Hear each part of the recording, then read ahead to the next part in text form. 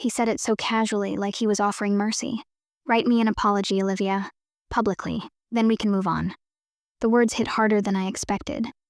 Not because of what he asked, but because of how he said them. Calm, controlled. A predator pretending to be reasonable.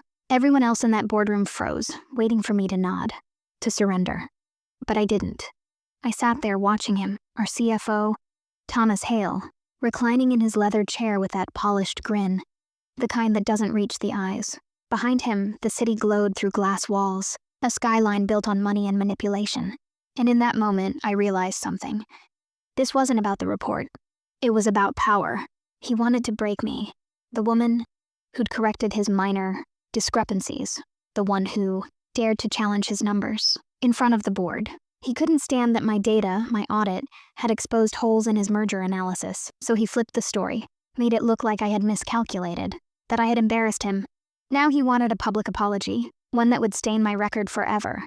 But what he didn't know was that I had built this company's merger architecture. Every term, every condition, every hidden clause, I'd touched them all. And buried deep in one of those agreements was something I wrote 3 years ago, a clause so obscure no one had ever mentioned it since. It was supposed to be a safeguard, but in the right hands, mine, it could be a weapon. So when Thomas leaned forward, voice dripping with false empathy, and said, "Olivia, we all make mistakes. But strong leaders know when to admit them." I smiled. I could feel the board's eyes on me. The silence was heavy enough to choke on. "Of course," I said softly. "If that's what it takes to move forward." Thomas smiled wider, thinking he'd won. Thinking I was folding. But deep down, I wasn't submitting. I was setting a trap. Because the apology he demanded wasn't just humiliating, it was legally binding. And under Section 14.7b of our merger continuity clause, any executive coerced into admitting false responsibility triggered an external arbitration, one that immediately froze the CFO's discretionary control over corporate accounts. So yes, I'd write his apology. I'd even sign it with grace. But the moment my name touched that paper, his career would start collapsing, one clause at a time. He wanted an apology. He was about to get something far louder, a reckoning written in legal ink. And as I left the boardroom that day, heels echoing through marble floors, I didn't feel defeated. I felt calm, dangerous, because I knew something Thomas didn't. When you play power games with someone who understands the rules better than you, the checkmate doesn't come with noise. It comes with silence. I joined the company 11 years ago, back when our office still smelled of new paint and ambition. We were just a mid-tier consultancy then, chasing deals bigger than our payroll, surviving off late nights and borrowed confidence. I'd started as a junior financial analyst, invisible but obsessed with precision. I didn't have connections or charm, just an instinct for numbers that made executives listen. Eventually, my reports began landing on the CEO's desk, and that's how my climb began. By year 6, I was heading corporate acquisitions. I negotiated our first $100 million merger. The one that put us on the map.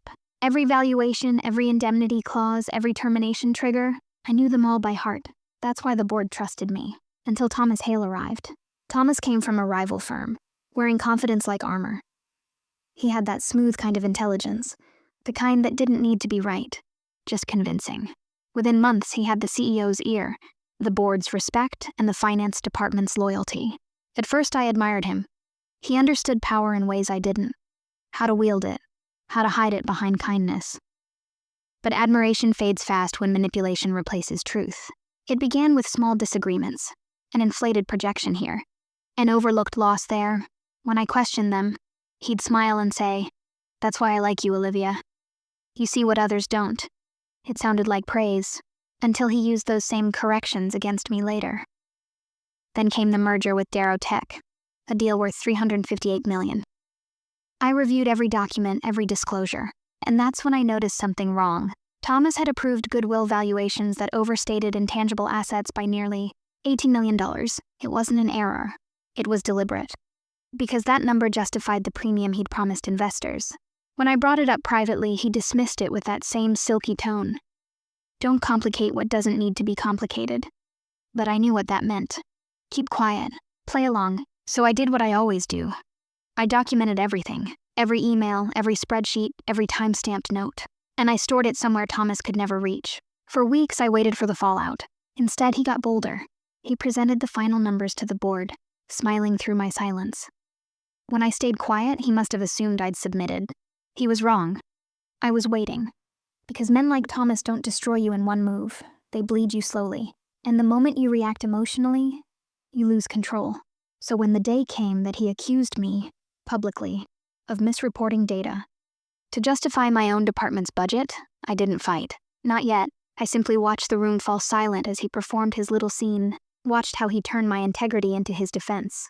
And when he ended it with, an apology from Olivia would be a good start toward restoring trust, I didn't argue. I smiled, because now he'd taken the bait. The clause I'd buried years ago wasn't just a safety net. It was a tripwire, waiting for a moment exactly like this, and he'd just stepped on it. The days after that meeting were eerily quiet, the kind of silence that hides knives. My inbox was suddenly flooded with requests for clarifications on financial data. IT claimed my system. Credentials needed security. Updates, which conveniently locked me out, of the merger archives I'd personally built. HR stopped returning my messages. Even my assistant was reassigned without warning. It was a familiar tactic. When they can't fire you yet, they isolate you. Every hallway conversation stopped when I walked past. Colleagues who once trusted my judgment now looked away, afraid of being next on Thomas's list. But instead of panicking, I listened. Silence reveals more than words do. Through it, I learned what Thomas was doing. He was rewriting the story. Calling the board privately, telling them I'd been under stress, that my oversight had nearly jeopardized the deal. He was preemptively shaping the narrative before the audit, and I let him, because the trap wasn't ready yet. I went home that weekend and reopened my old encrypted drive, the one I'd built during my first major merger, when I realized corporate loyalty only lasts until the next bonus cycle. Inside it was every deal clause, every amendment, every piece of legal architecture we'd ever used. That's when I found it again. Section 14-7B, the Continuity and Integrity Clause. It had been written during a merger we finalized 3 years ago, between our firm and an Australian logistics company.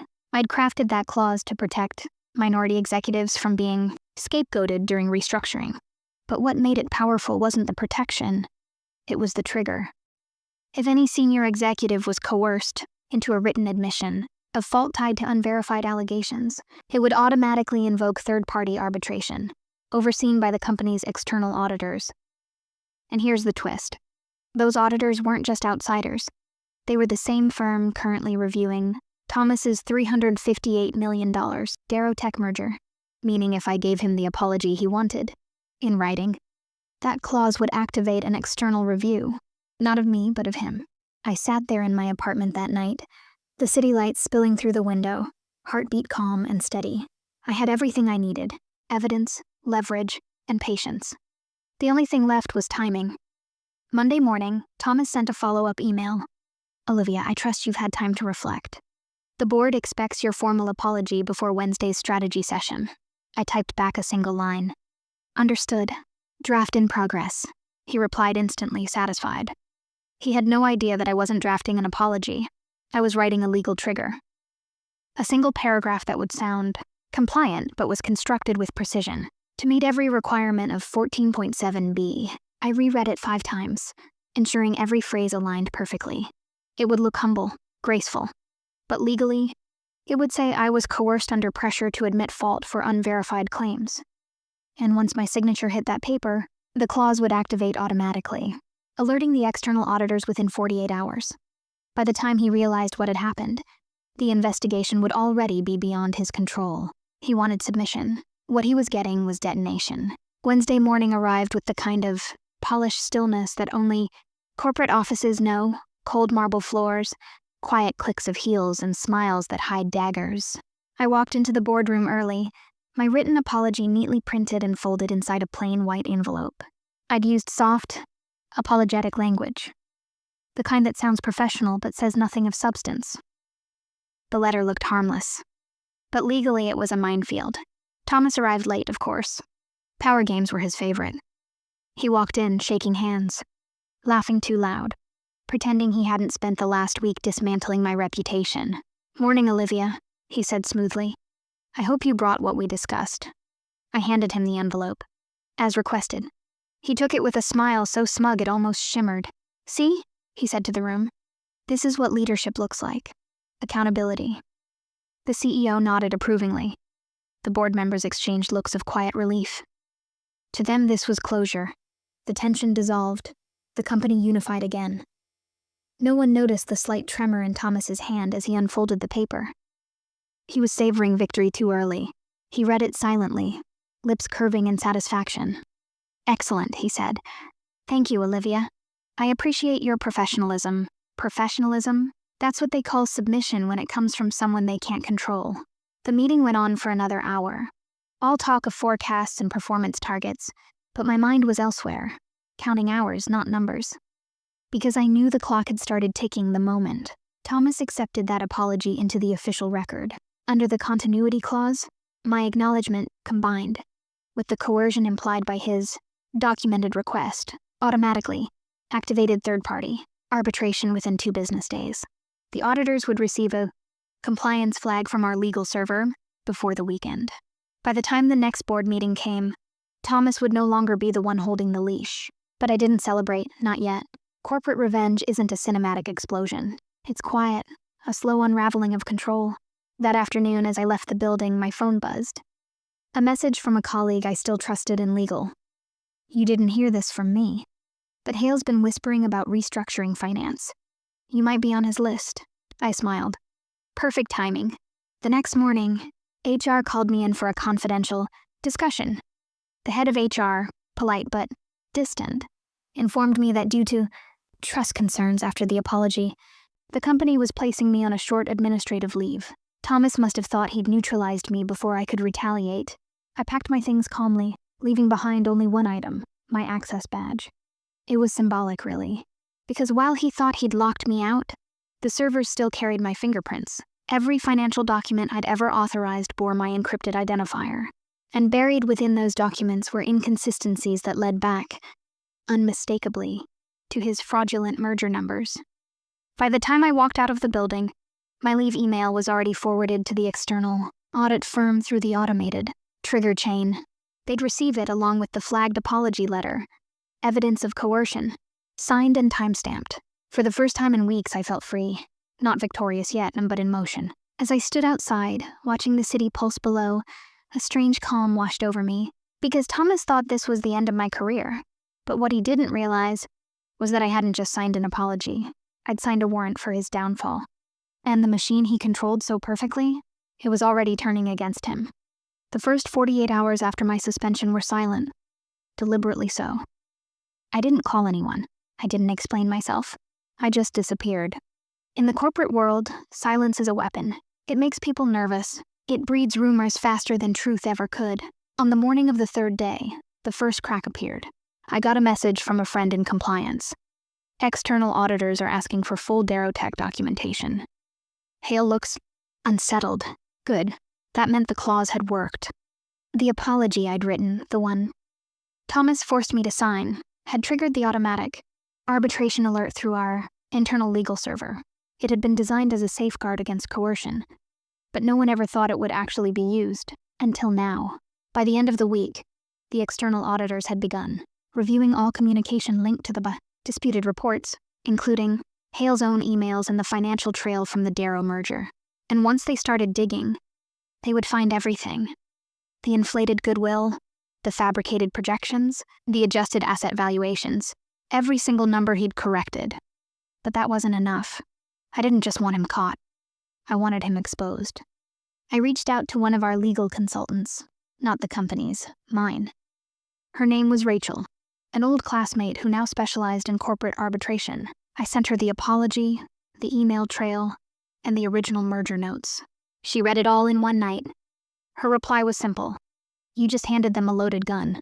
Sit tight, let the auditors pull the trigger." And that's exactly what I did. While Thomas strutted through meetings pretending everything was fine, the walls around him began closing in. The auditors started asking the right questions. Small, surgical, precise.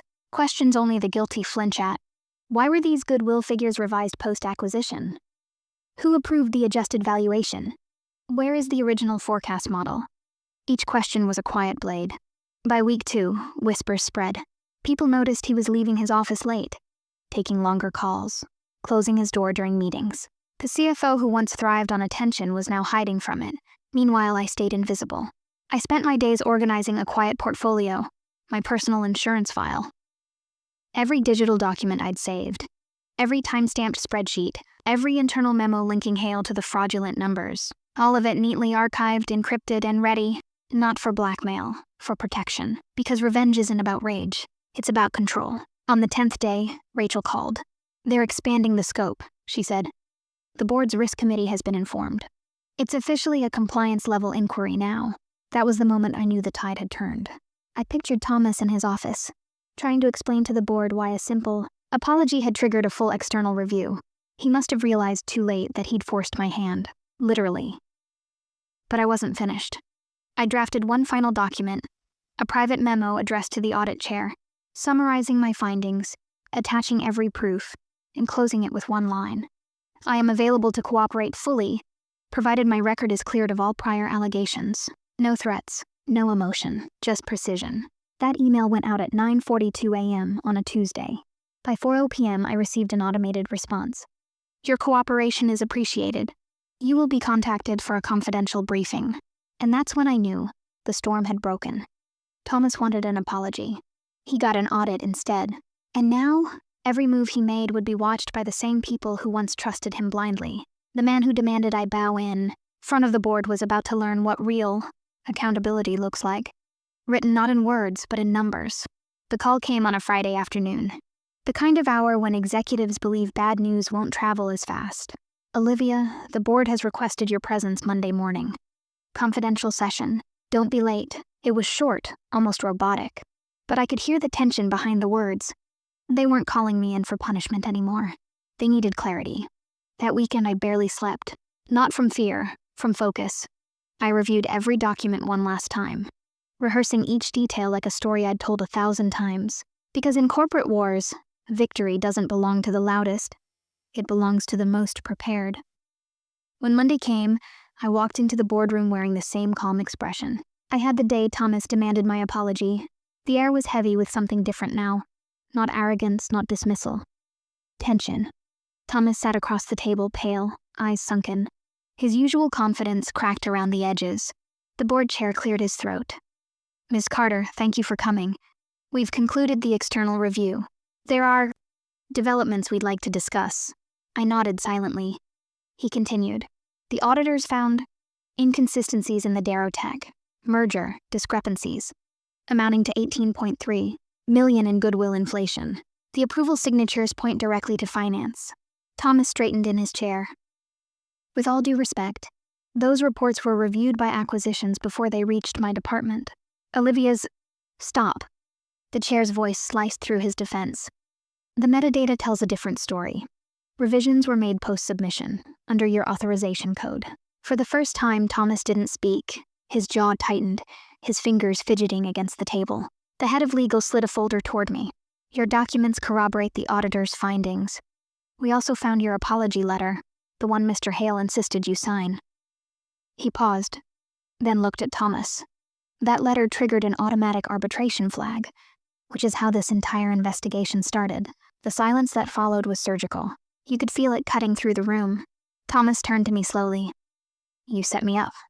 I met his eyes, steady, calm, unshaken. "No, you set yourself up. I just followed procedure." The chair folded his hands. "Mr. Hale, you are being placed on administrative suspension pending final disciplinary review. Effective immediately."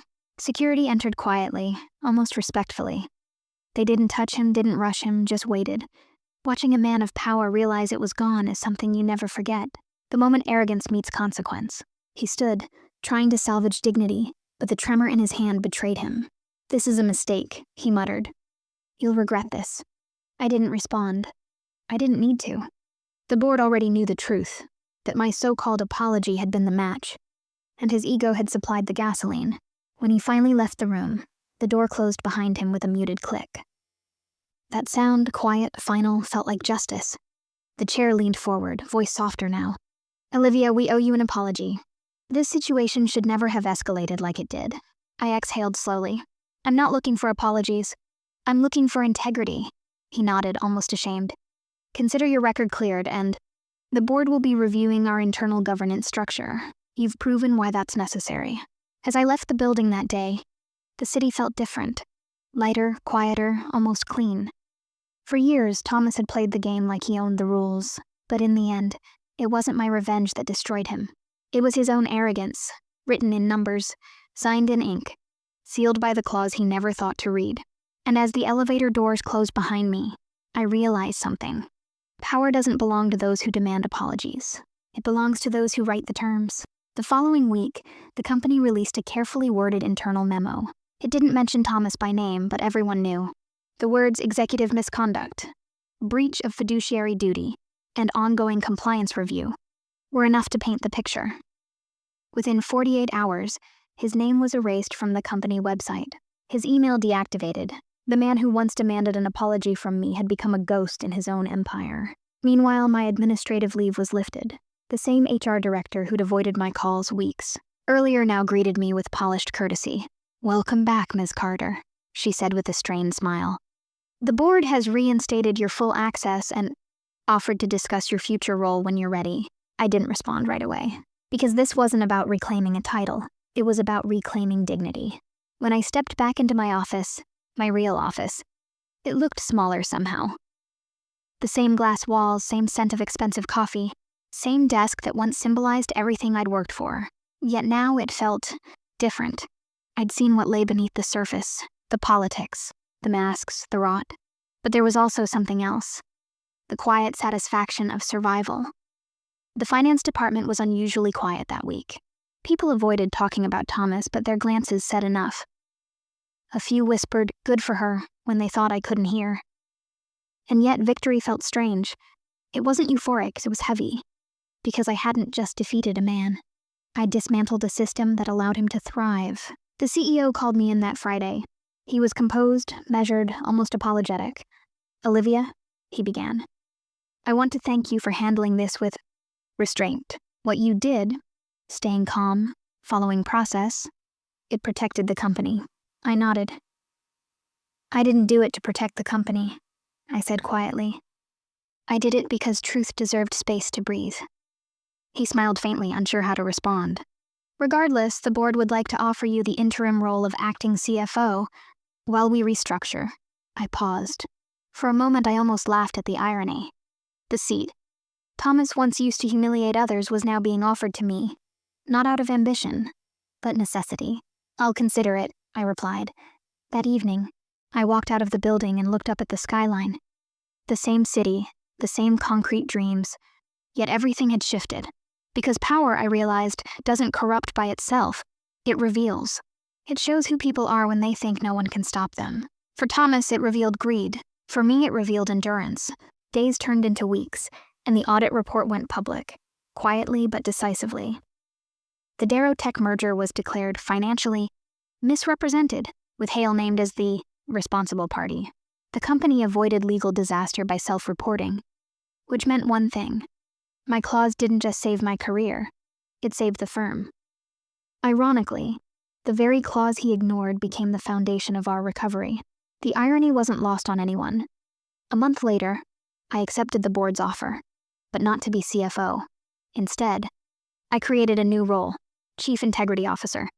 My department's mandate was simple: no deal.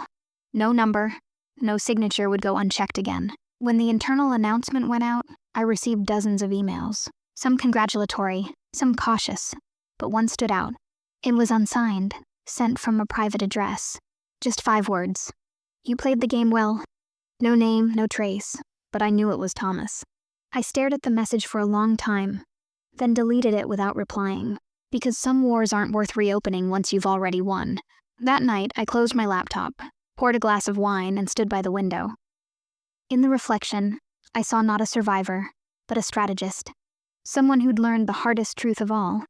In corporate warfare, revenge isn't loud, it's precise, and the quietest signatures echo the longest. When the board terminated her, there was no satisfaction in watching her crumble, only quiet justice. I didn't celebrate, I didn't gloat. I simply walked out of the glass building that once made me feel small and suffocated, knowing I'd turned their arrogance into their undoing.